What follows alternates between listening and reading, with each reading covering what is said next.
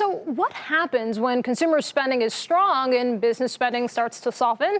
Mark Zandi is the chief economist at Moody's Analytics. Mark, thanks for being with us this evening. How do you explain the disconnect between the strong retail spending and the consumer spending? And the business spending, excuse me. Right. Well, businesses are nervous. Business sentiment is way off from where it was this time last year, and that's because of the president's trade war. That has made it's unnerved businesses all around the world. You know, pick your survey. The Duke University runs a survey of CFOs here in the United States. 2/3 of those survey respondents say that we're going to have a recession by the end of 2020. So businesses are just very nervous about the trade war.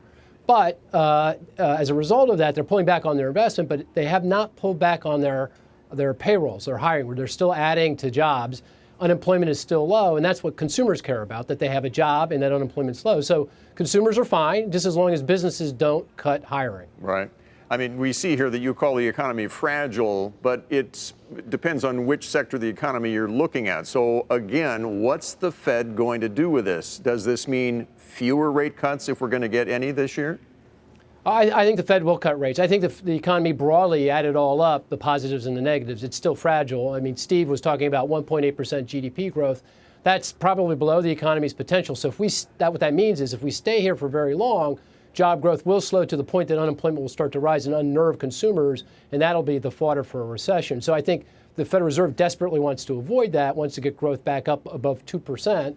And so that means that they're going to cut interest rates, and they're going to keep cutting rates as long as this trade war is going on and as long as growth is below potential. Mark, is it possible to know what's a better indicator of the economy? Is the consumer right or are businesses right?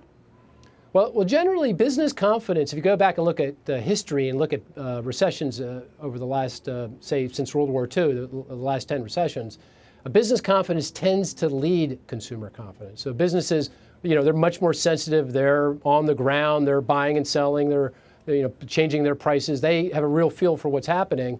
And so once business sentiment starts to go and they start to pull back, then if they ultimately curtail their hiring and unemployment starts to rise, then consumers follow. So actually most interesting, it's investors that go first, and then it's businesses, and then finally it's the consumer. The consumer is the last to really figure it all out and the last to lose faith in the economy and recession ensues. Until then, the consumer continues to spend. All right, Mark Zandi with Moody's Analytics, thank you. We appreciate it.